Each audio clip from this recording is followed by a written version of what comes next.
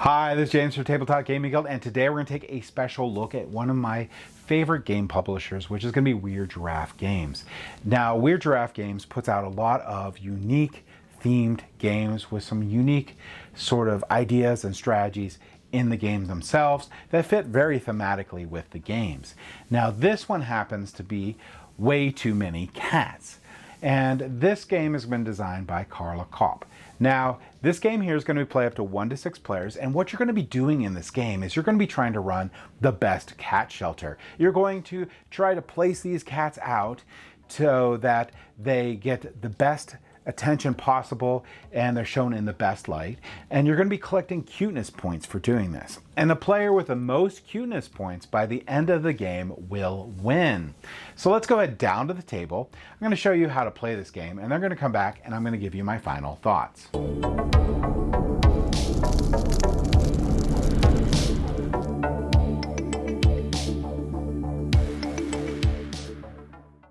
This is Way Too Many Cats, and it's designed by Carla Kopp. Way Too Many Cats is a competitive drafting spatial puzzle game about drafting cats, making each happy, and pressing your luck in the number of kittens you take on. So this is how the game works. Players are going to manage their pet shelter, which is each player is going to get one of these pet shelters. You'll also get this kitten scoring sheet here so you can keep track of how the kittens score, and you'll get this little handy dandy player reference card here too. Players are going to manage those shelters, trying to show off each of the cat in its best light.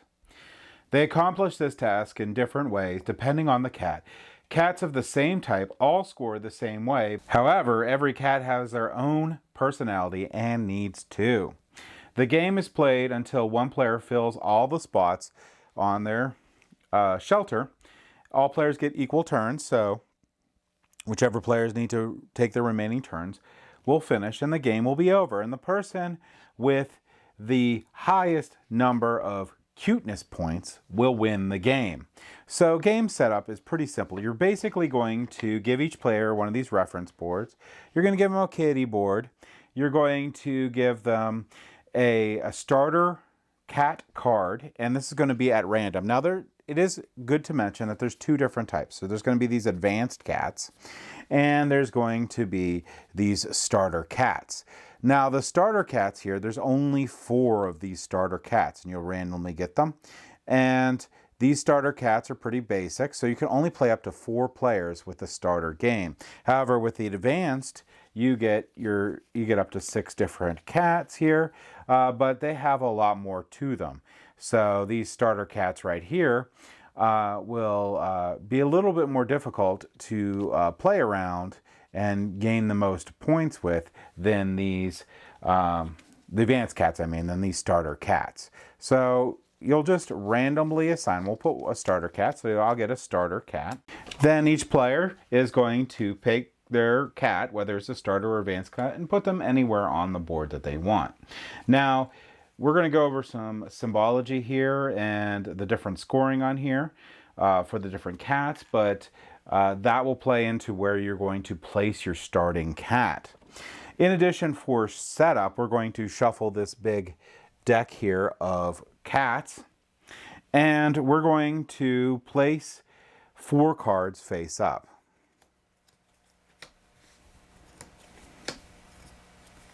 Let's get, shuffle better here. There we go. I didn't want the same ones out. All right.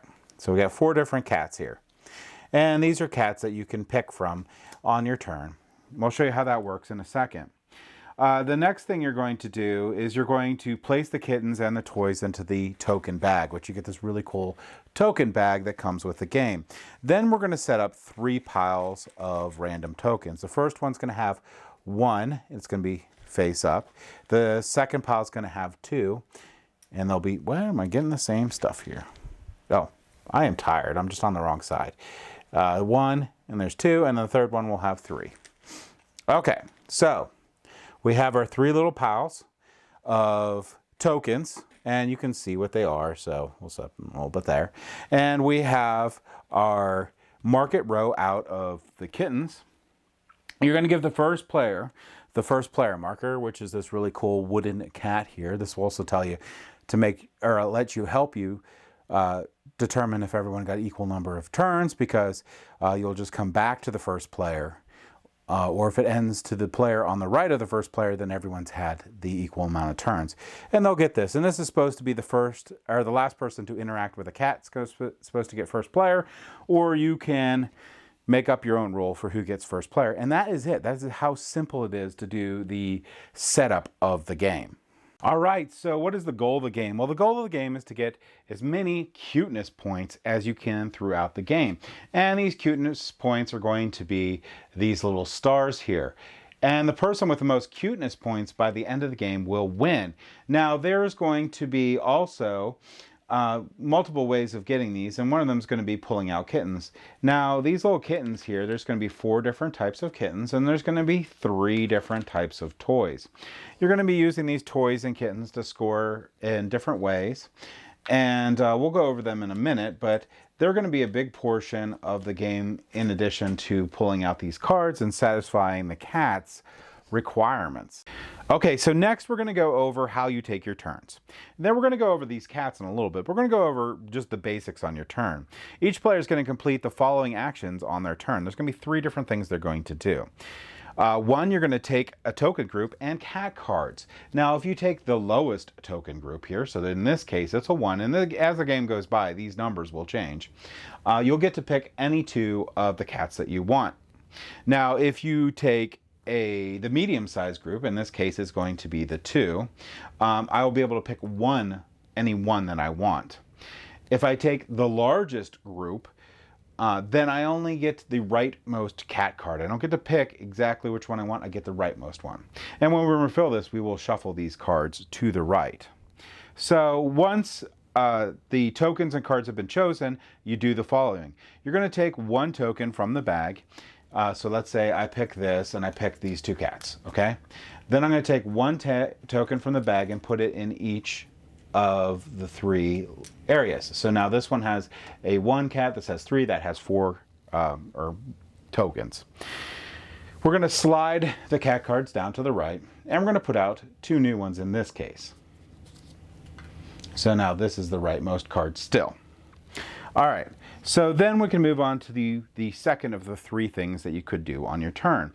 Players may choose to give any toy, which is going to be that feather toy, the scratching post, or the cat bed, tokens to a cat in their shelter.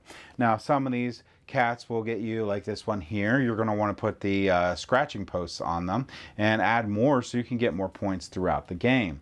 So you may want to put them on a cat. Toys can be given to cats in the future actions or at the end of the game before tallying scores. Toys can also be moved around cats until the end of the game. So if you have a better scoring cat, you can move those toys around. All right, now you can create kitten habitats. This is your third and final thing you can do on your turn. Players may choose to designate an open space in their shelter. Now, any of these open space can hold up to 4 cats, or 4 kittens, I'm sorry. So the third thing you can do, and final thing on your turn, is you can create kitten habitats. Yeah, players may choose to designate an open space in their shelter as a kitten habitat by discarding 3 toy tokens and placing them back in the box. And they don't have to be matching toy tokens, they're just any 3 toy tokens and you're good. And you can place up to 4 kittens in this kitten habitat, with at least 1 kitten being placed initially. Additional kittens can be added at any time, but once a kitten is in a habitat, they must remain there. Now, these kittens here, they can help with scoring. So some of them will be looking for these guys and they can help with scoring. They also won't count as negative points at the end of the game when you put them on this board here. However, they will not help with your kitten scoring at the end of the game. They're basically just going to help with your shelter scoring. So that's a big thing to keep in mind, because if you can't create these sets that I'm going to show you in a little bit, you could lose a large amount of points with your kitten tokens that you've collected throughout the game. Also, remember that you can place these toys too at any really time at the end, even at the end of the game for scoring. That doesn't matter. The kittens themselves are what matter for potentially losing points. In this whole thing, the only mandatory step out of the 3 is the first step, and that's going to be taking a token, group, and cat cards and then refilling them. That is the only thing you're really required to do on your turn. Once a player has completed step 1, the next player starts their turn. Players give toys to the cats and create kitten habitats while the next player takes their turn. So this is a really important rule because this helps keep the game moving. So really all the other players waiting for is you to make your selection, refill it, and then they can go. And you can do your placement of your cats and stuff on this board here and putting the toys out while they take their turn. Okay, so we didn't talk a lot about scoring. That's going to be the biggest portion of this game other than we just went over the flow. Now, how do you score? There's going to be 4 criteria that you can score in the game. The first one's going to be gained from your starter cat here. Second one's going to be gained or lost from your kittens that you've accumulated. The third one's going to be gained or lost from specific cats that you placed out. And the fourth is going to be gained from cat types. Now, your starter cats here, now you have your advanced and your normal. This one's a normal one, so you're just going to get 3 points here. But then you also have this cuteness point here for where it says 2, plus you have this grid, plus you have that little paw. Well, what the heck does that mean? Well, you're going to also gain cuteness points for every paw type cat. And this is going to be the type cats on the side here. This one here in your starting shelter, you would be able to look at all your adjacent cats here, and for every one of them that you have a paw symbol for, you're going to gain points.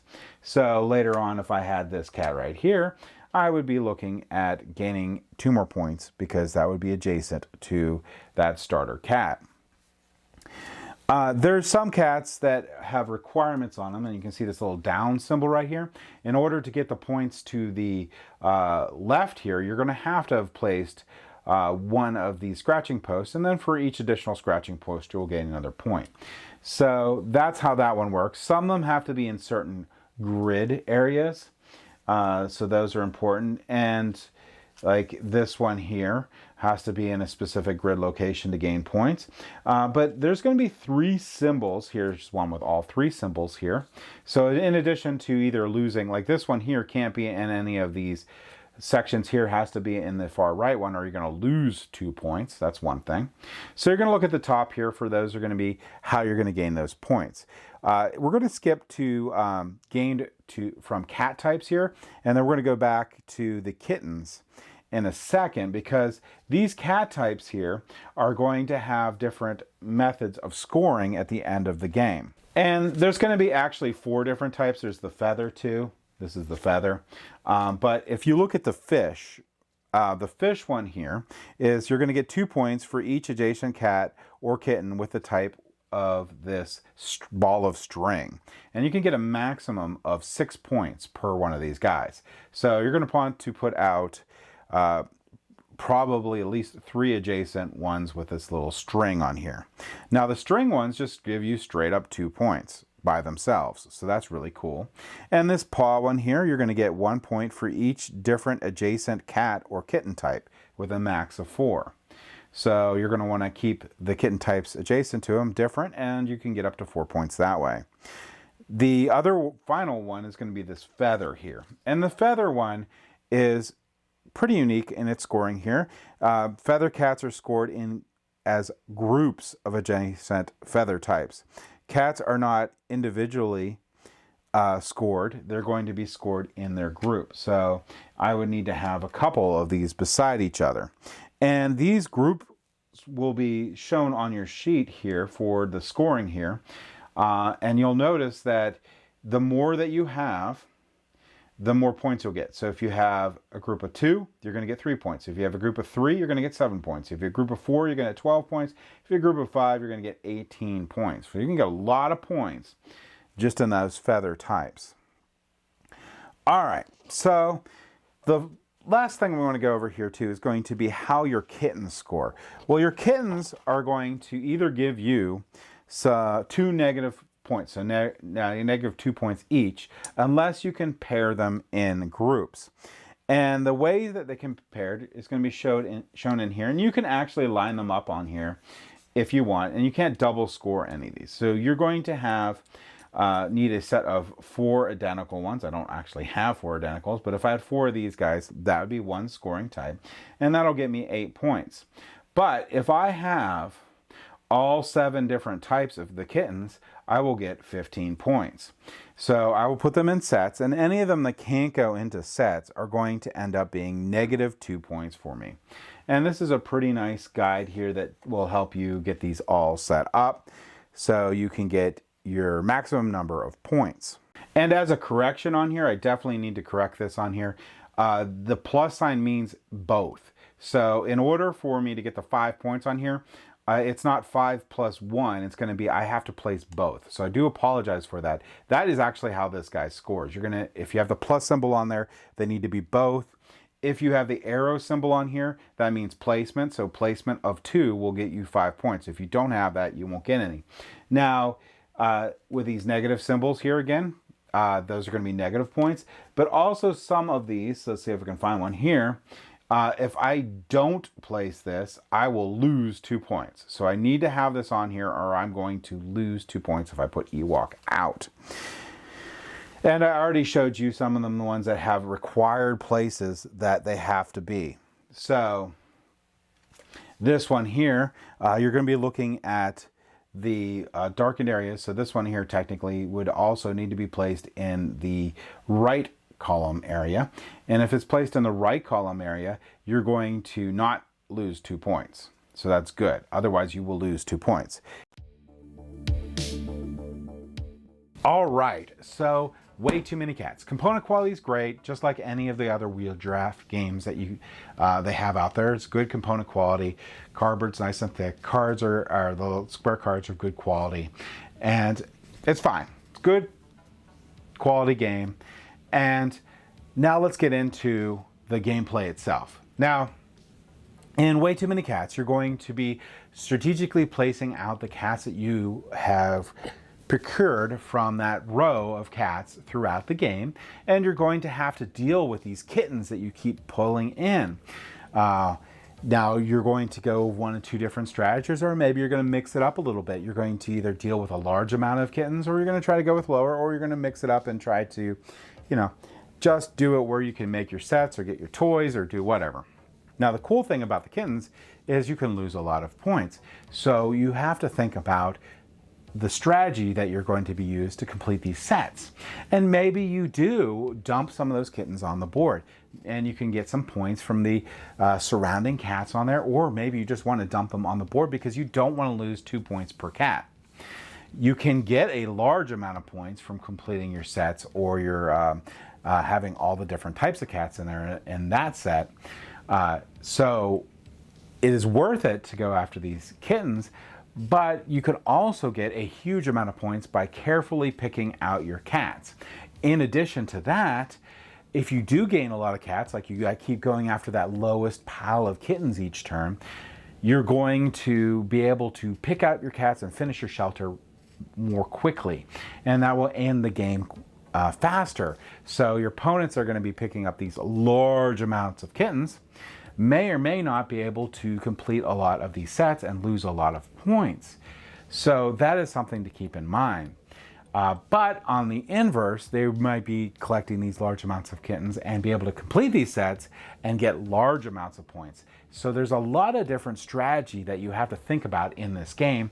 And there's a huge amount of replayability in this game because there's a large amount of those cats. I believe there's 128 cards, with 10 of them being starter cards, 4 for the basic and 6 for the advance. So again, you can only play up to 4 players if you have the basic cat starters. If you do the advanced cat starters, you can play up to 6, which is pretty cool. So that leaves 118-ish cards there that are all different cats that score all differently. Some of them are semi-repeated. They all have really cool names on them, which I also like that little flavor that they added into the game. So there's a lot of different ways that you can create the shelter to try to get your points. So there's a lot of replayability just in that. Also, there's a huge amount of kitten tokens. So those piles will be different each game. There's a lot of different things to pick from in there, whether you're going to be getting those toys, where you're getting the kittens, how you're going to be managing your sets, how you're going to be dumping off to the board potentially. So there's a ton of replayability in the game. Now this game can also be played solo, and the solo version of this is fine. You're just going to be basically maximizing the points on your board to try to win. Now I'm more of a multiplayer game. I don't play a lot of solo games. I can see where this is be enjoyable, but I'm leaning towards the multiplayer as my favorite for this game. But again, remember, I'm not a solo gamer. I only play a couple games solo, and it's not very often. So the multiplayer on here I really like, and I think this game works really well with a large player count, because you're going to get a lot of turnover of the cards. You're going to see a lot more come out. Really good in that aspect. I also like the fact that they have those 3 different options that you can do on your turn, but they say, hey, do your first option, just pick your things and let other people go. And by the time it comes back to your turn, you'll be all ready to go. So you're actually doing something while other players are taking their turn. I think that was a great rule to add to this game, and I appreciate that a lot. So yes, overall, this is a great family weight game. This game says it can be played low as 10, H10. I think you can go a little lower with that. Basically what you're looking for in this is to see if you can keep the kid entertained for the 45 to 60 minutes. If they're more into the super short games, may not be ready for this game yet, but this game is appropriate to play with younger audiences. It's pretty easy to teach. It teaches set collection skills, push your luck, all sorts of really cool things. But it's also good for people that have played games before, maybe more of your advanced modern game players, or friends and family can also get this pretty quickly. So great for a good, well-rounded game that can be a lot of fun, especially if you have a group of people like the theme. So that's my recommendation for Way Too Many Cats. I really highly recommend that if you're looking for a family weight game, you like this theme, you check it out. Thank you for watching.